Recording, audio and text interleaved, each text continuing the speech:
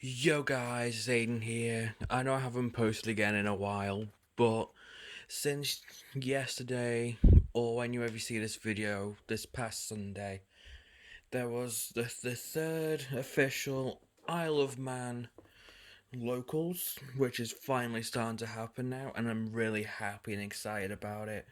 I missed it last week because there was issues going on, and I came back to on this past Sunday and finding out there was four people at first place for this monthly tournament for the treasure playmat and everything else.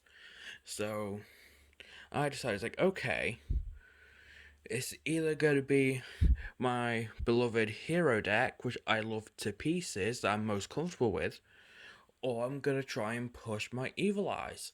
So I decided I will use my heroes because I'm most comfortable with them, as I just said. So, the matches I played were there was another hero player, but it wasn't majorly competitive, but I still found it fun to be against, and he's doing his hardest to try and make it more competitive, and I applaud him for it. And that guy's called Yuri, or Ruri. I can't pronounce his name properly, so I'm just going to call him Ru for short. And he is an awesome duelist. He's been using all sorts since I've known him. He's been using zombies, cyber dragons, and now heroes, which is fair enough. Even though heroes now is very combo eccentric deck, it's still a very fun deck to play, and my phone's not straight.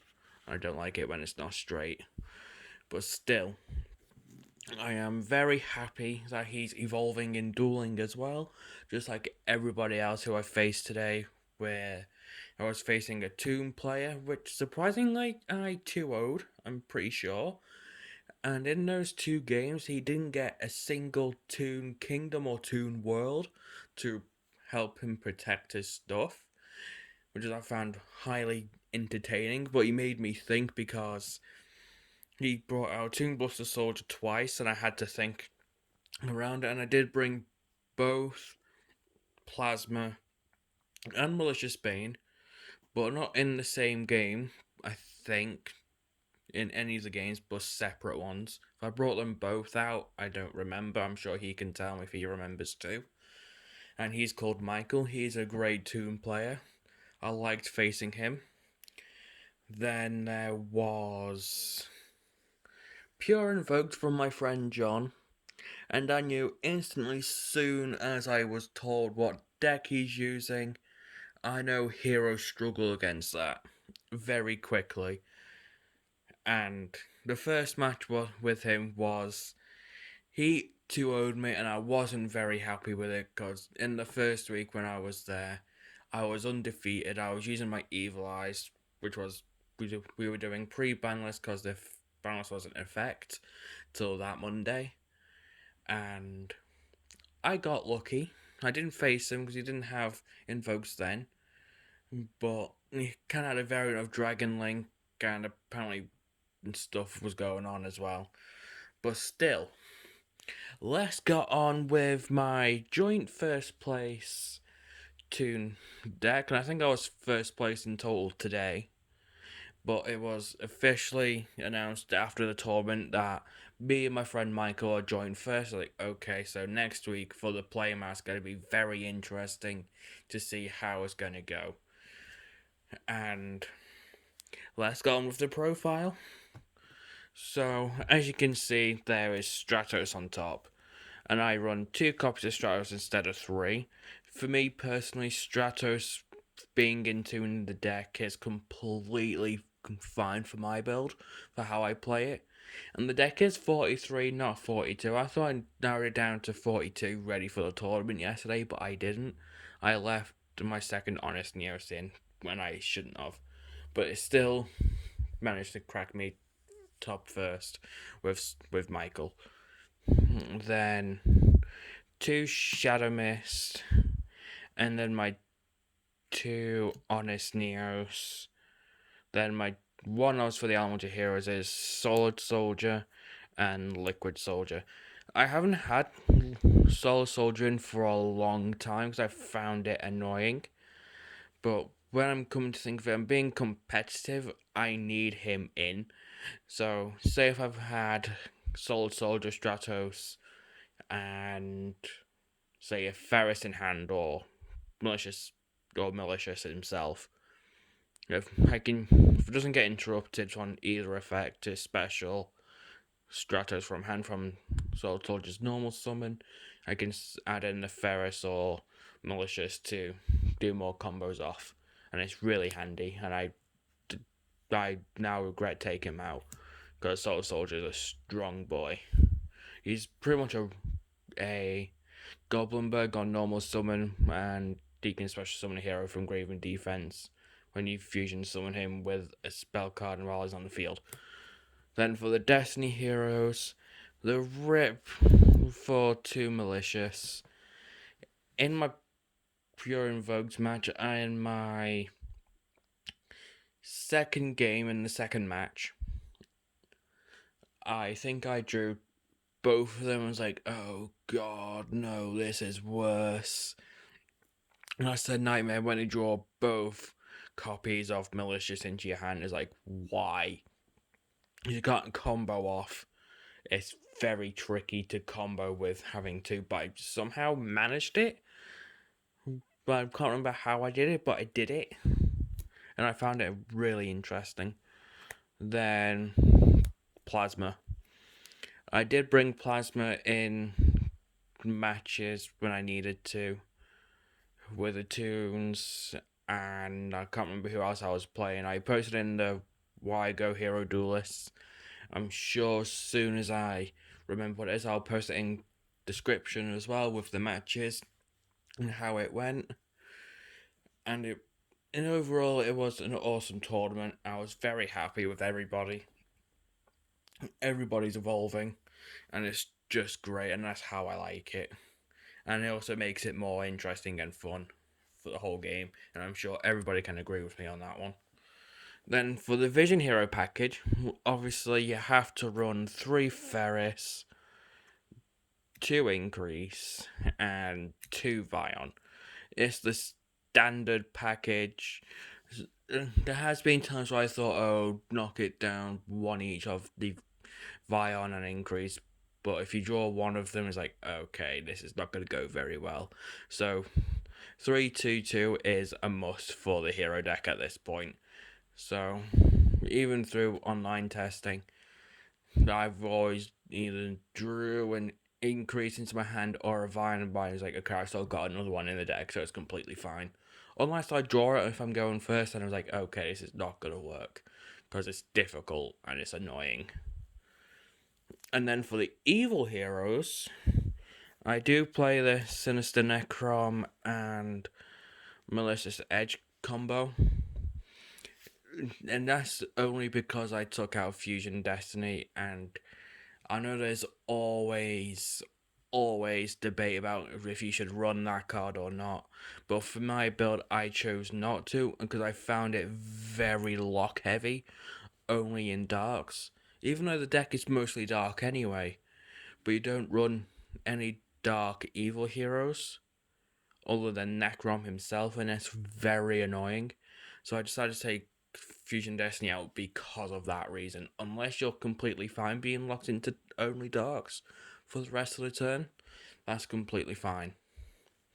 Then obviously the adjusted goal just to get the Dark Calling or Dark Fusion, depending whichever one you're running. Unless you're running both, it's one or the other. But you'll see in the spells soon for which one I run. And then for the hand traps, I run a total of 6, and 3 of those is triple Ash Blossom. Ash Blossom actually helped me stop Michael from getting his Toon Kingdom from Toon Tables or content, and it was like, okay. But then he showed me a test hand after that match. It's like, he had 2 Toon Tables of content. It's like Ash drawn, he was going to get it anyway. I was like, oh, thank goodness, because I would have had trouble. So, yeah. And that's it for the monster lineup for the deck. And if you're wanting to know why for certain things as well, you're welcome to leave a comment below. And I can do my best to explain how I play the deck. It's kind of well known how the deck is played now, but some people play it differently. Then for the searching, for the Elemental Heroes, it's triple E-Call, and then the one a hero lives, and for pretty much the searching, pretty well, no, hero lives doesn't search, it special summons, but it helps enable a search from Stratos, or a mass change from Shadow Mist. But so it's and the other search is obviously reinforcement of the army. That was the other search I was on about. So basically, if I don't have an e-call in hand, which is very easily not able for me to do for some reason, but sometimes I do get a reinforcement of the army. Say if I had a solid soldier, I'll use reinforcement of the army to get the Stratos just to try and go off from there. If not, if I have the e-call and the rotor and not the hero lives, I'll use both of these to get the solid soldier and the Stratos into my hand. So yeah, that's that for the searching. So, and there was one point in the Invoked match, in the first match I had with the guy, I got down to 50 life points because of a hero lives, and I tried, I just couldn't get it in the first match whatsoever. It was very difficult. Then, for the quick plays, I played triple mass change and triple twin twisters, because twin twisters is a back row removal, and it was helpful and all this stuff when I was able to use it. Even though I didn't use it very much until the invoked matchup, which was helpful, but then it was still managing to stop me in certain ways, and it was very annoying. But I managed to beat him the second match because it was round 4, and then I had 2 Dark Rule no more instead of 3. In the second match, I drew it into game 3. It's like, oh god, this is not what I'm seeing game 3 in my opening hand. But I managed it just so I can get rid of the Mechaba and something else that was on board. I can't remember what exactly, but it was there and it was annoying me. So I got rid of the Mechaba and the other monster, whichever one it was, and it helped. Even though I couldn't do any damage to OTK him, I still managed it. Then for the last of the one-offs, because I already showed Hero Lives and Reinforcement of the Army, I play 1 Miracle Fusion, and that's glaring, 1 Polymerization, and the 1 Dark Calling for Bane. Pretty much all those are self-explanatory, pretty much. That's Bane target. Poly's mainly used for Sunrise, or whichever one you really want to go for, infusing. And there is a questionable element here I've got on there, and it's only there as a filler space. I don't bring him out unless I want to, unless I've got a spare match change in hand, I just want to use it. And then Miracle Fusions for absolute 0, so I can get off the Liquid Soldier effect if I haven't used it from Polymerization. And then for the last 3 cards in the main deck is triple Impermanence. Impermanence has come in clutch throughout the whole thing. I was very happy for how it played. I'll never main them out unless, or side them out even, should I say, unless they were needed whatsoever, and they were needed, and I was very glad that I managed to get it to work. And that's it for the main deck. So now for the extra deck. Obviously for the masked heroes, you're running 2 Darklaw. I'm running an Acid, Anki, and Diane. Also, we know what Dark Claw is. He's the boss, and everyone keeps forgetting about him, how powerful he is. It's like, yeah, he's never going to be touched on the ban list unless somehow heroes magically won a YCS somewhere. It would have been highly entertaining. So, yeah, that's how Dark Claw is. Then Anki's there to get an extra search for mass change if I need it. Diana's there to special summon a hero from deck, even though I haven't summoned this in ages, so I don't use it very often. Then Anki, to remove the back row and combo with Absolute Zero to get the monsters popped as well. And for the Elemental Hero side, we run the one Sunrise. That's to enable the search for Miracle Fusion and to destroy a monster if another hero is attacking. So it's kind of like, yes, that was another way I could get rid of stuff. And plus the passive to boost up heroes by different attributes by 200, which is extremely helpful. Then the Absolute Zero and Elemental Hero and Squirdo, or Escarado, however you pronounce it.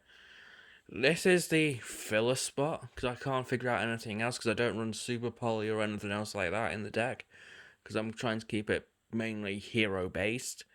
But I'll probably figure out something else with this, so I might change it for a Masked Hero Blast. I've got no idea. Then we've got the one Evil Hero Malicious Bane.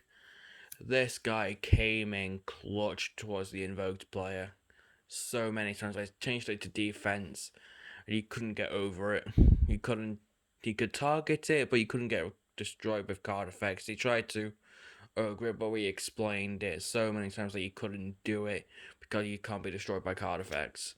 So Ghost Ogre does nothing. Then Trinity and Adoration. I don't go into these two anymore, surprisingly. I only went into Trinity once during online, not in physical games anymore. I don't know why, because I don't use them very often.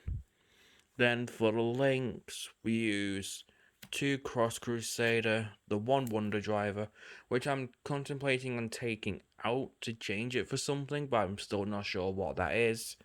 Then Dread Decimate for extra attack points, just to make Bane even more powerful to get over to wipe out the opponent's field with attack equal to or less than this card's attack, which I can get it up to nearly 4,500 in a second turn, maybe, if that.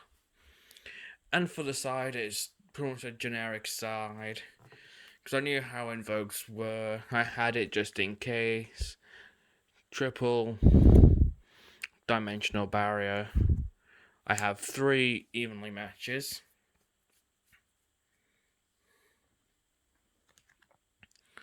Then I had a dimension shifter. Then the gamma package. That's all I really needed, and 2 Veilers, but I didn't need the Veilers whatsoever because I was deciding if I wanted to main them instead of Dark Rule No More, but Dark Rule No More was more helpful at the time, so didn't really need Veilers whatsoever. So that's the deck profile. I hope you guys enjoyed it, and if you want to see a live duel at some point during this tournament, I'll eventually get a tripod to set it up and record the duel with the other person's permission. And I'll do my best to upload the duel and keep you all guys entertained. So if you definitely liked this deck profile, give it a thumbs up, subscribe for more. And if I'm using heroes again, it's probably going to most likely use the same build. If not, I'll be changing it and updating it again. So thank you guys for watching. So like, comment, subscribe for more Yu-Gi-Oh videos with the hero deck or openings. I am working on getting some stuff to open, and I will see you guys next time. Peace.